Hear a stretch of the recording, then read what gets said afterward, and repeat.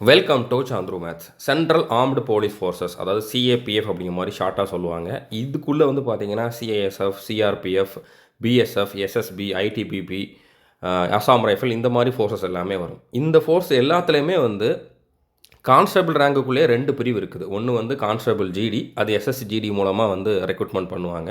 இன்னொன்று வந்து பார்த்திங்கன்னா கான்ஸ்டபிள் ட்ரேட்ஸ்மேன், இது அந்தந்த டிபார்ட்மெண்ட் தனித்தனியாக வந்து ரெக்ரூட்மெண்ட் பண்ணுவாங்க. ஓகே, ரெண்டுமே கான்ஸ்டபிள் ரேங்க் தான். பட் இதுக்குள்ளே வந்து என்ன டிஃப்ரென்ஸ் இருக்குது அப்படிங்கிறத வந்து நம்ம இந்த வீடியோவில் பார்க்க போகிறோம். இந்த 2 ரேங்க்லேயுமே, இந்த 2 கான்ஸ்டபிள் ரேங்க்லேயுமே வந்து பார்த்திங்கன்னா கடந்த 5 வருஷத்தில் வந்த ரிசல்ட்டை பார்த்திங்கன்னா தமிழ்நாட்டிலேருந்து அதிகமான ஸ்டூடெண்ட்ஸ் நம்ம ஸ்டூடெண்ட்ஸ் தான் வந்து செலெக்ஷன் ஆகியிருக்காங்க. ஓகே, இப்போ ரெண்டுமே கான்ஸ்டபிள் ரேங்க் தான் அப்படின்னால ரெண்டுக்குமே சேலரி சேம் தான். அலோவன்ஸ் எல்லாமே வந்து சேமாக தான் இருக்கும், எந்த டிஃப்ரென்ஸும் இருக்காது. அதே மாதிரி 2 பேருக்குமே வந்து பார்த்திங்கன்னா யூனிஃபார்மும் சேமாக தான் இருக்கும். பட் ட்ரேட்ஸ்மேன் அதிகமாக யூனிஃபார்ம் போட மாட்டாங்க.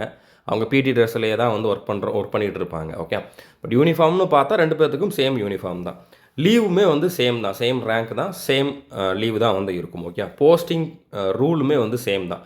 இத்தனை வருஷத்துக்கு ஒருக்கா இங்கே போஸ்டிங் போடுவாங்க, அடுத்து அங்கே போஸ்டிங் போடுவாங்க அப்படின்னு சொல்லி ஒவ்வொரு டிபார்ட்மெண்ட்லேயும் ஒரு ரூல் இருக்கும். அந்த ரூல் வந்து பார்த்திங்கன்னா 2 ரேங்க்குக்குமே வந்து சேமாக அப்ளிகபிள் ஆகும், எந்த டிஃபரன்ஸும் கிடையாது. ட்ரைனிங்குமே வந்து கிட்டத்தட்ட சேமாக தான் இருக்கும். 2 பேருக்குமே வந்து ஆர்ம்ஸ் ட்ரைனிங், மற்ற ட்ரில்லு, பரேடு எல்லாமே வந்து சேமாக தான் சொல்லிக் கொடுப்பாங்க.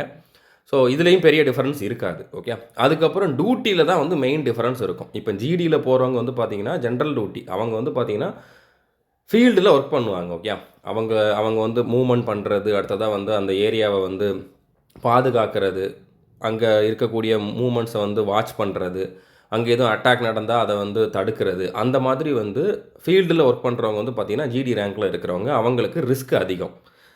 அதுக்கப்புறம் ட்ரேட்ஸ்மேனில் இருக்கவங்களுக்கு வந்து பார்த்திங்கன்னா ரிஸ்க்கே கிடையாது. இந்த ஜிடியில் இருக்கவங்களுக்கு சப்போர்ட் பண்ணுற மாதிரி தான். அவங்களுக்கு தேவையான சாப்பாடு ரெடி பண்ணி கொடுக்குறது, அந்த ஏரியாவை க்ளீனாக வச்சுக்கிறது, அவங்களோட ட்ரெஸ்ஸை அயன் பண்ணி கொடுக்குறது, இந்த மாதிரி ஒர்க்கு தான் வந்து பார்த்திங்கன்னா ட்ரேட்ஸ்மேனில் இருக்கவங்க பண்ணுவாங்க. ஸோ அப்படிங்கிறப்போ அவங்களுக்கு வந்து ரிஸ்க்கு கிடையாது. ஓகே, ட்ரேட்ஸ்மேனில் இருக்கவங்களுக்கு வந்து ரிஸ்க் கிடையாது. டியூட்டி டைம்னு எடுத்துக்கிட்டிங்க அப்படின்னா ஜிடியில் இருக்கிறவங்க வந்து 3 ஷிஃப்ட்லேயும் டியூட்டி பார்ப்பாங்க. அவங்க நைட்டு பகல் மாற்றி மாற்றி பார்க்குற மாதிரி இருக்கும்.